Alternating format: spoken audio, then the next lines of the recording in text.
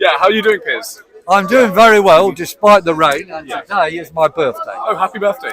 I was born on March the 10th, 1947, which was exactly 9 months or whatever the number of days is after VE Day 1946. So one can see what my parents were up to. And what do you think of the protest yesterday and the turnout? Brilliant, dedicated people from all over the country demanding an end to the killing going on, the massive killing. I mean, it's about Gaza, but a lot of people are very concerned about the world situation, Ukraine, Yemen, and so on. And I'm standing in the mayor elections for peace now. We'll be different from all the other candidates who are all scrabbling for warmonger votes. We're getting great support, great support. We still need some more finances, but look, please, think about it. If we don't win this, there could be a world war. There could actually be a world war. Because as we speak, the British and Russian troops are fighting each other in the Ukraine. There's NATO exercises in Finland to threaten Russia. British planes are bombing Gaza. They're bombing the Yemen. This has to stop. Somebody has to stand up. It's no good following what the BBC want. The BBC want people to believe that this election that's coming is about sort of Islams and so on against the rest. And the Islams have been painted as dangerous. Well, that's all a cover. Would you think about it? Okay, so people like that have been asked to vote for Sadiq Khan, who is part of the war party of Labour, which is killing, massacring now. Islams. Now. So vote for him to support yourself. No. Vote against him. We are the answer. Please. This isn't difficult to understand, but the media will lie. So I want to appeal to everybody out there, give support. Get ready to vote for me in the mayor elections. But right now, come on the websites. The websites are named Peace Now London, but specifically you can give money if you go to theunitedfront.uk, and there is a donor box, which will also be on Peace Now London sites. But go now, quickest way, to theunitedfront.uk and go to the donor box. And if you've got any ideas of who you know can give us a lot of money, we need it soon, very soon. Send us an email to support@peacenowlondon.uk. Support@peacenowlondon.uk. Thank you very much indeed. Thank you so much for your time on camera. And in terms of the conflict and escalations that are taking place currently around the world, do you think they could lead to further escalation? Yes, they're planned by, and Israel is one of the main forces in the world. They're planned to generate more war. Because one, they believe in. Two, they want world chaos in order to replace what we have with a world, a new world fascism, a new world tyranny, administered through the world. But the details don't matter that much. The important thing is for people to understand. We have to stand firm now, and if we don't, the future is very bright, very bright. Do you feel like things will potentially turn nuclear if they escalate beyond predicted? They could. There could be nuclear attacks on any city. It could be.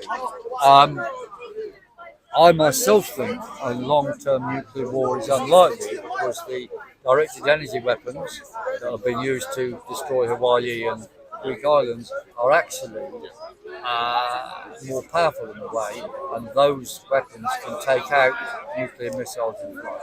So it's not a simple matter. But escalation of war, yes.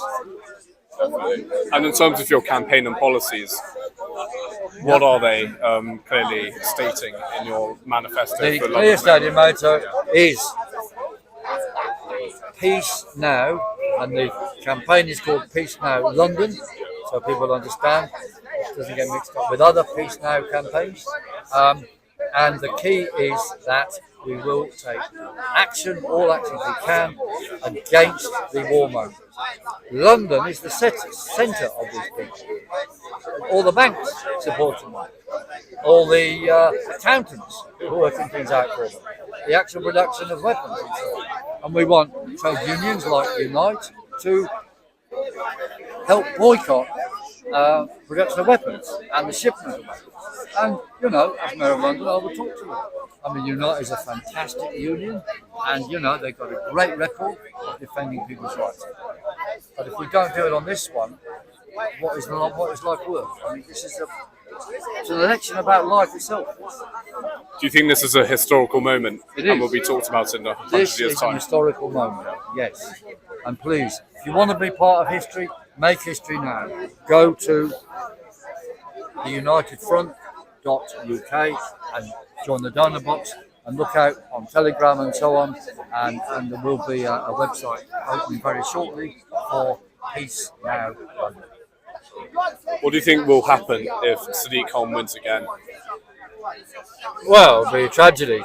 People will carry on opposing all his plans in practical ways. And belief in the democratic process will be go further down the path. No, he has to go. He has to. Absolutely, he has to. What do you think of postal ballots?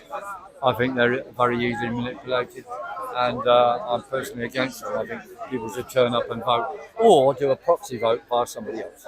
But postal ballots, no, I don't like them. I mean, apart from the fact they're manipulable, also you vote it then before the end of the election, so you miss maybe crucial issues. You can't go and change your vote once you cast it. You know? Do you want to say more about your campaign and where you think it will lead to in the next couple of years? Well, if I become mayor, which I am expected to, okay, you might think this is crazy, but we can win because of the objective reason. 76% of the population are opposed to this war. 76% want peace. 76%. Right, and that is bigger than anything else. It's bigger than the number who dislike either dislike or like Muslims, which is what the government and the opposition want to make this election about. I mean, it's ridiculous. It's just wrong.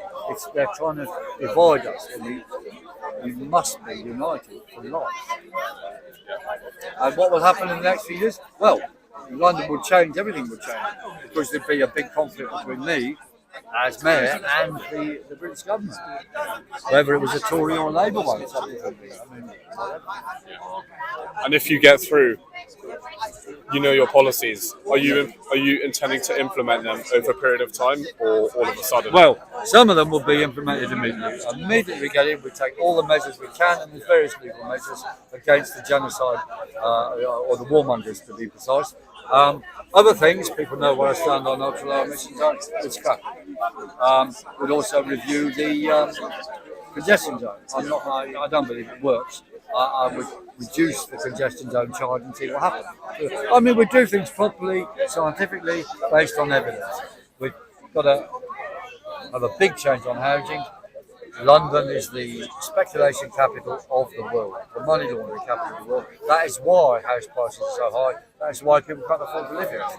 We would take action against the foreign-owned companies that own empty properties purely for speculative purposes. We get them out, we end that, we take over those properties by proper legal means to fill them with otherwise homeless people or people who can't afford to be living there. Now, to be devil's advocate and impartial, Yes. a lot of entrepreneurs might see your policies as left-wing or socialist-leaning. How can you convince entrepreneurs to vote for you? Well, I'm an entrepreneur myself. I've run a business. I've been on the stock exchange. Weatheraction.com was very successful. I'm still successful, but I'm spending too much time on this, if you like. But so we haven't got any money. So I believe in business. I don't believe in the war business. I believe in actual business for peace. I mean, 99% of business people are just trying to produce things for the world. Well, it might be less than 99%, but you know, we have people like Facebook and Google are busy trying to censor our lives, and warmongers galore. Those have to be tackled. No, I'm not against it. What would your plan be to tackle big corporations that are taking advantage, supposedly? We tax them, or make them pay license fees for what they're doing, license fees for being a warmonger. We'd have a worshipful guild of warmongers. You know, seriously, they'll have to join it. And we say, look, you join or you don't join. If you don't join, you're in trouble. If you do join, you're going to have to pay some money. And let's say you hypothetically become mayor. Do you feel like a lot of people might try team up against and try oust you because of your policies? And you spoke out against a lot of things, especially over the past couple of years. Many things will be tried. But look, the public are now with us on the issue of the program. They know that it was know that. They know the they know that the story of the was created, and they'll try and bring in to be there to bring in the action against it. And that will be really dangerous. And in terms of you trying to prevent all of this, do you feel like it will prove successful in the end? In the end, it will, yes. I mean, win or lose, it will make a difference. But look, I'm going to be clear, we can win. The figures actually show that. Have you been around to various neighbourhoods, especially around this area too? And have people been quite open and supportive? No, I've been in a lot of places. Collecting signatures has been quite easy. I've got to get signatures for the nomination forms. And it has been quite easy. Down at Elephant and Castle, people from all over. Camden, well, not so much. I haven't been much in Camden, but in the last 2 weeks I've been in Camden before we had the forums, and the support for our ideas is very high. From Muslims as well as English people. Definitely. And do you want to say more to the camera about where you think this will all head to in the next couple of months? And do you think you'll actually stand a good chance? Because we know there are a lot of candidates standing. Yes, well, I do stand a good chance, and that's partly because there are so many candidates standing. Because they're scrabbling for pro-war votes. They'll be pretending one thing and doing another, but you just look at their record. I mean, what has Sadiq Khan done to stop the war? He will say things, but look, he's in the pro-war party. Anybody standing for Labour that's been against these genocides and these massacres gets into trouble. So, what is this? It's nonsense. You know, so if you're serious about that, you can't vote Labour. You can't be in Labour. You should leave Labour. You should stand with independents like myself, or specifically anti-war candidates like this.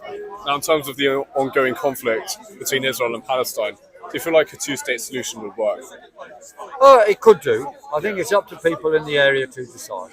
I mean, there is an organisation in Israel itself called Peace Now, which is promoting the two-state solution.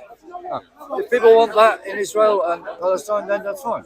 If they want a democratic Palestine with everybody involved, that's fine too. I mean, it's not for us to decide on that. The key thing is the killing has to stop. The bloodshed has to stop now. Piers, thank you so much. It's been a pleasure interviewing you.